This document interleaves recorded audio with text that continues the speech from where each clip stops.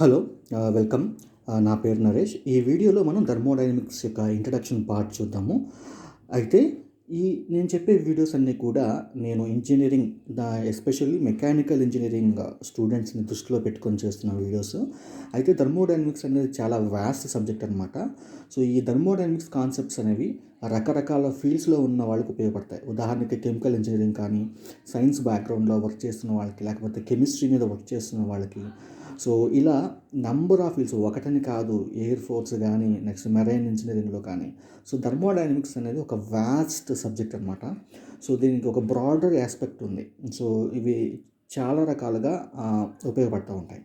అసలు థర్మోడైనమిక్స్ అనేది ఎలా పుట్టింది అని అంటే, థర్మోడైనమిక్స్ అనేది ఒక నేచర్ని, ప్రకృతిని అబ్జర్వ్ చేయడం మూలంగా ప్రకృతి నియమాలని దృష్టిలో పెట్టుకుని తయారు చేసిన శాస్త్రం ఏదైనా ఉంది అంటే అది ఈ థర్మోడైనమిక్స్ శాస్త్రమే.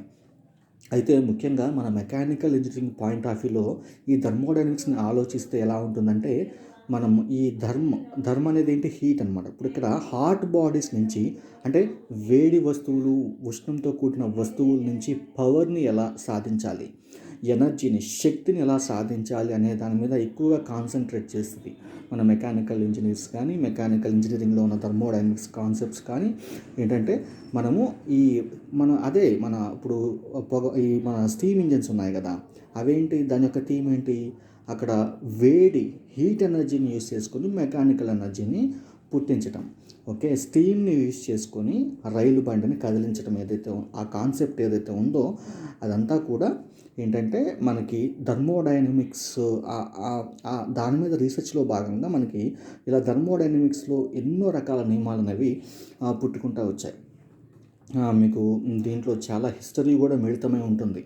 ఎన్నో పారిశ్రామిక విప్లవాలు ఏవైతే ఉన్నాయో, సో అవన్నీ కూడా ఈ థర్మోడైనమిక్స్ అభివృద్ధి చెందడానికి దోహదపడ్డాయండి. అయితే సో థర్మోడైనమిక్స్ మనకి, నేను ఆల్రెడీ చాలా వీడియోస్లో మీరు చూసే ఉంటారు, ఈ ఛానల్లో థర్మోడైనమిక్స్ మీద మంచి మంచి వీడియోస్ నేను చేసి ఉన్నా. థర్మోడైనమిక్స్ లాస్ గురించి, సెకండ్ లా ఆఫ్ థర్మోడైనమిక్స్ గురించి, ఎంట్రోపీ గురించి, అలాగే ఇంగ్లీష్ లాంగ్వేజ్లో కూడా కొన్ని వీడియోస్ చేశాం. తెలుగులో ఏవైతే లేవో అవి ఇంగ్లీష్లో కూడా ఉన్నాయి.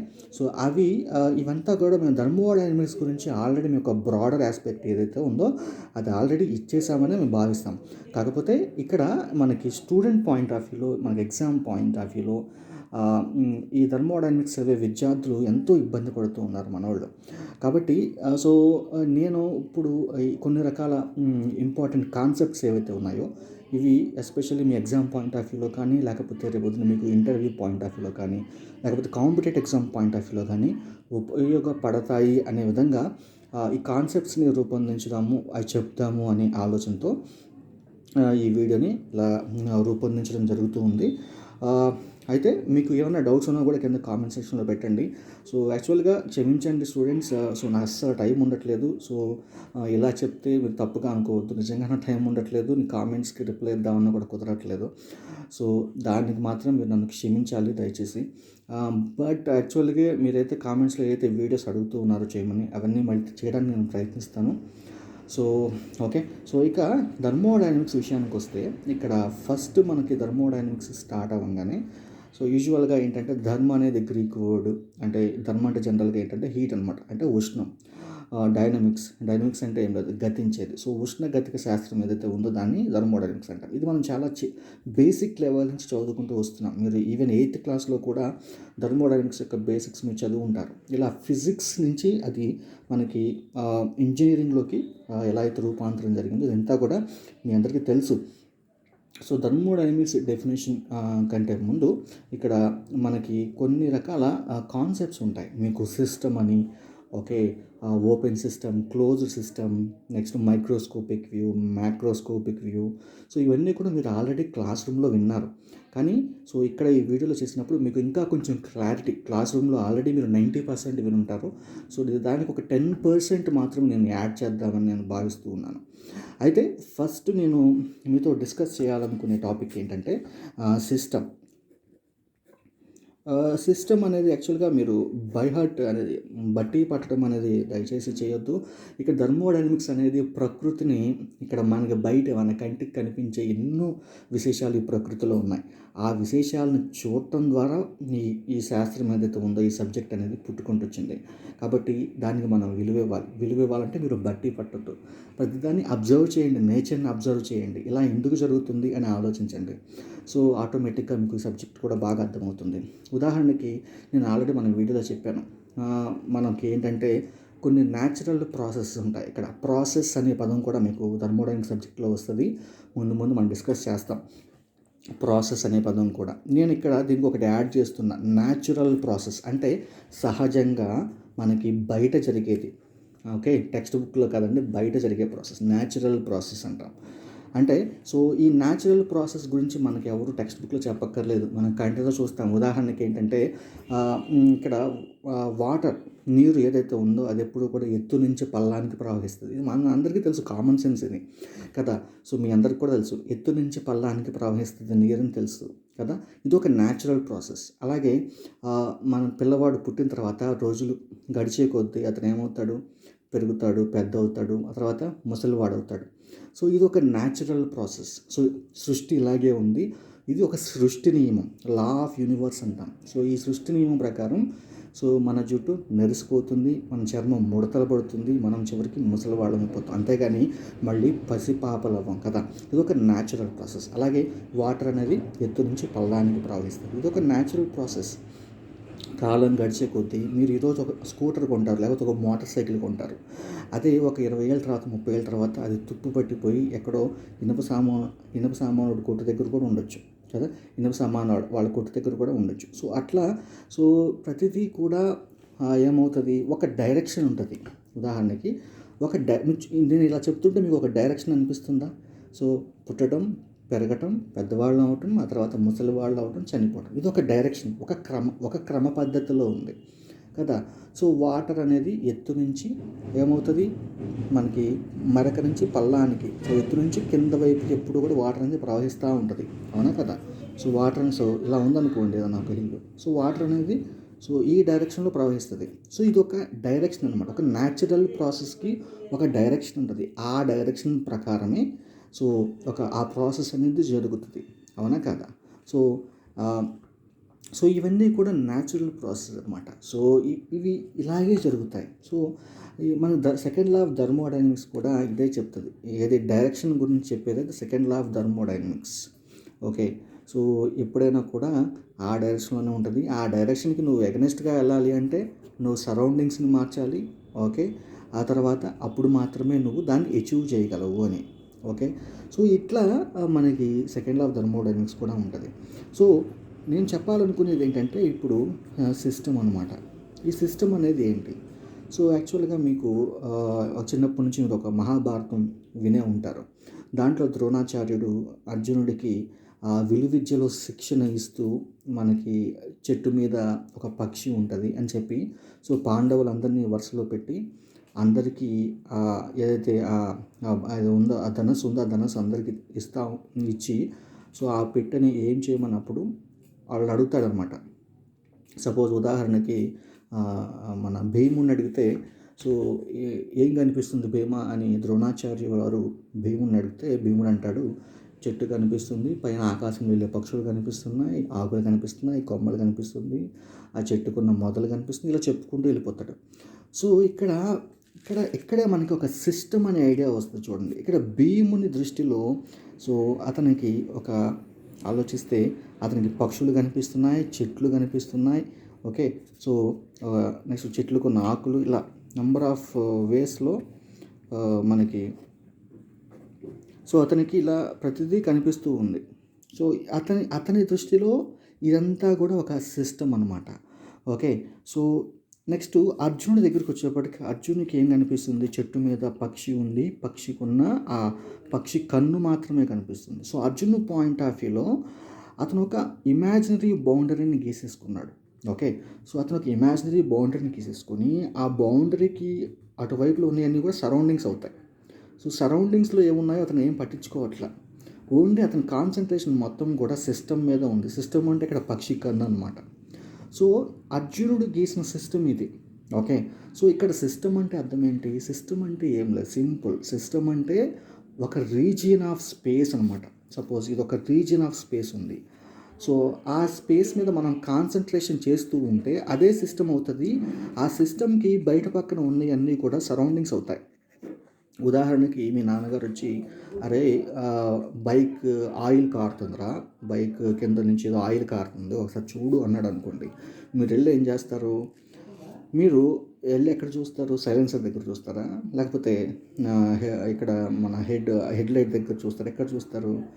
ఎక్కడైతే ఇంజిన్ ఆయిల్ మనకి కొంతకాలం అయిన తర్వాత ఇంజిన్ ఆయిల్ని రీప్లేస్ చేయడానికి మనకు ఒక నట్టు ఉంటుంది. ఆ నట్టు దగ్గర మనకి అప్పుడప్పుడు లీక్ అవ్వడానికి ఛాన్స్ ఉంటుంది ఇంజిన్ ఆయిల్.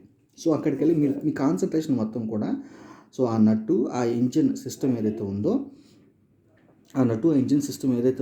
ఆ సిస్టమ్ మీద మీరు కాన్సన్ట్రేషన్ చేస్తారు కదా.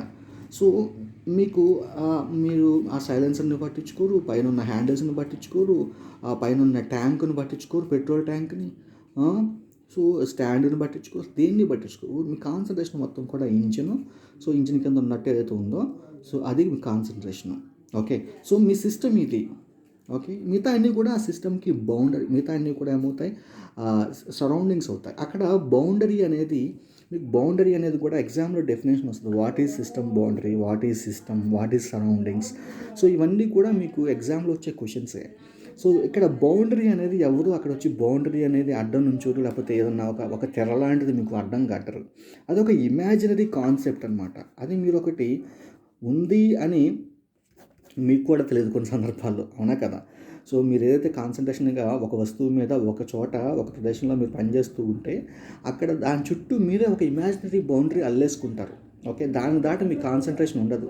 ఉదాహరణకి మీరు ఒక టీవీ పని చేయట్లేదు, టీవీని బాగు చేస్తున్నారు అనుకోండి. సో ఆ టీవీని బాగు చేసేటప్పుడు ఆ టీవీ మీద మీరు కాన్సన్ట్రేషన్ ఉంటుంది, కానీ మిగతా చుట్టుపక్కల ఏం జరుగుతుంది కానీ మీకు కాన్సన్ట్రేషన్ ఉండదు. సో ఆ టీవీ చుట్టూ మీరు ఒక ఇమాజినరీ బౌండరీ మీరే అల్లేసుకుంటారు, లేకపోతే గీసుకుంటారు. సో దాన్ని ఏమంటారు ఇక్కడ? సిస్టమ్ బౌండరీ అంటారు. ఒక imaginary concept. Boundary is a imaginary concept. So ఈ సిస్టమ్ ఆ చుట్టుపక్కల ఉన్నన్నీ కూడా సరౌండింగ్స్ అవుతాయి.